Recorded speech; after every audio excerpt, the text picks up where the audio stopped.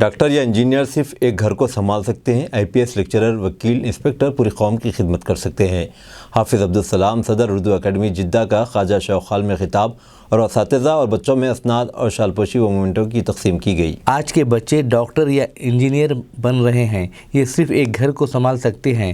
اگر IPS lecturer, وکیل، inspector, officer, اساتذہ بنے تو پوری قوم کی خدمت کر سکتے ہیں۔ ان خیالات کا اظہار حافظ عبدالسلام صدر اردو اکیڈمی جدہ نے اردو اکیڈمی جدہ کے زیر اہتمام جلسے تقسیم اسناد اور رسم اجرائی آزاد سیمینر سے خواجہ شوق ہال خلوت میں کیا۔ جناب حلیم بابر، جناب سید خواجہ مکرم ڈپٹی ایجوکیشنل آفیسر مہمانان خصوصی کی حیثیت سے شرکت تو مخاطب کیا اور اساتذہ اور بچوں میں انعامات، مومنٹو، سرٹیفکیٹ تقسیم کیے۔ جناب شیخ ابراہیم صدر، جناب سلیم فاروقی جنرل سیکریٹری، جناب سید غازی الدین کوآرڈینیٹر نے انتظامات میں حصہ لیا۔ محترمہ غوثیہ بانو لیکچرر 4 TV اینکر نے نظامت کے فرائض انجام دیے۔ جتنے بھی اردو کے ہیں اور جو یہاں پر رات دن خدمت کر رہے ہیں ان سب کو یہ سب تمام تحفوں سے نوازا گیا۔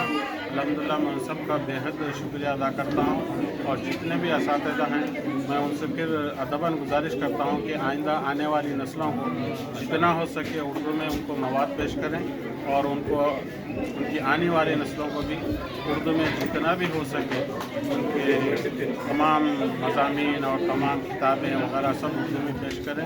اور میں خاص طور پر مبارکباد دیتا ہوں ہمارے عامر خان صاحب کو، جو کہ ان کو یہاں کی گورنمنٹ ان کو MLC بنایا گیا ہے۔ میں ان سے امید کرتا ہوں کہ وہ آئندہ ہمارے اردو مدارس کا خیال رکھیں گے، اور ہمارے جتنے بھی اساتذہ ہیں کہ چھوٹے چھوٹے گاؤں میں جو سرکاری مدارس ہیں وہاں پر فرنیچر وغیرہ نہیں ہے، اور اساتذہ کی بھی تعداد کافی کمی ہے، اور بچوں کو یونیفارم، کتابیں وغیرہ نہیں ملنے کی وجہ سے وہ لوگ دوسری زبانیں استعمال کر رہے ہیں۔ تو لہٰذا میں ان تمام سے گزارش کرتا ہوں، اور خاص طور پر عامر خان صاحب سے گزارش کرتا ہوں کہ وہ اس طرف خاص طور پر خیال کریں، اور تمام دیہاتوں میں، چھوٹے چھوٹے گاؤں میں جو اردو مدارس ہیں سرکاری، تو ان سب کا خیال کرتے ہوئے وہاں پر جو بھی چیزیں مہیا ہونا چاہیے اس کو مہیا کرائیں۔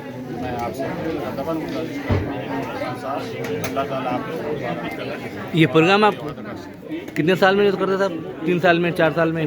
یہاں پر تو ہر سال کرتے ہیں، اور ہم جدہ میں بھی کرتے ہیں۔ 11 نومبر کو الحمدللہ وہاں کی کانسرٹ میں ہمارا شاندار پروگرام ہوتا ہے، اور الحمدللہ سارے وہاں کے جتنے بھی اسکولس ہیں جدہ میں، وہ سارے اسکولس کے طلباء کو بلا کے اردو میڈیم کے خاص طور پہ ان سب کو ہم تمثیلی مشاعرہ بھی پیش کرتے ہیں الحمدللہ، اور بچوں میں تقریری مقابلے بھی کرتے ہیں، اور سیمائی پروگرام بھی کرتے ہیں وہاں۔ نام آپ کا سر؟ میرا نام محمد عبدالسلام ہے، صدر ہیں آپ؟ جی، صدر اردو اکیڈمی جدہ۔ شکریہ سب۔ السلام علیکم ناظرین، میں اردو اکیڈمی جدہ کی جانب سے اس پروگرام کی الحمدللہ مجھے نظامت کی ذمہ داری سونپی گئی تھی۔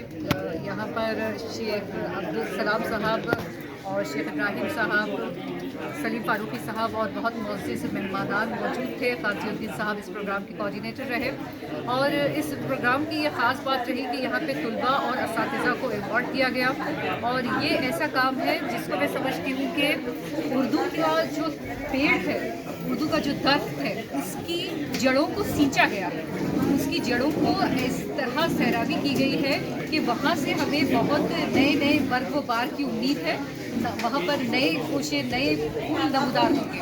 اور یہاں پر ایسے اساتذہ موجود تھے، خاص کر ایک گورنمنٹ ٹیچر کا میں ذکر کرنا چاہوں گی جو اپنی تنخواہ سے 30% حصہ بچوں کی فلاح و بہبود کے لیے استعمال کرتے ہیں، اور بھی دیگر اساتذہ ہیں، غازی الدین صاحب ہیں اور دوسرے لوگ ہیں جو سرکاری مدارس میں پڑھاتے ہیں، لیکن ان بچوں کا اپنے بچوں ہی کی طرف خیال رکھتے ہیں۔ تو یہ بہت بڑی اور اہم چیز ہے جو ہمیں اسکول کے بچوں میں دیکھنے کو مل رہی ہے، اساتذہ میں دیکھنے کو مل رہی ہے، اور اردو اکیڈمی جدہ نے اردو کی آبیاری کے لیے مختلف سینٹرز پر مقابلے منعقد کروائے، اور ان سب بچوں کو یہاں پر انعامات دیتے ہوئے حوصلہ افزائی اساتذہ کی اور طلباء کی حوصلہ افزائی کی۔ اسی لیے میں اردو اکیڈمی جدہ کے اس قابل تحسین اقدام کی ستائش کرتی ہوں، تعریف کرتی ہوں، اور ان سب کے اس آرگنائزیشن کے تمام ممبران کو مبارکباد دیتی ہوں۔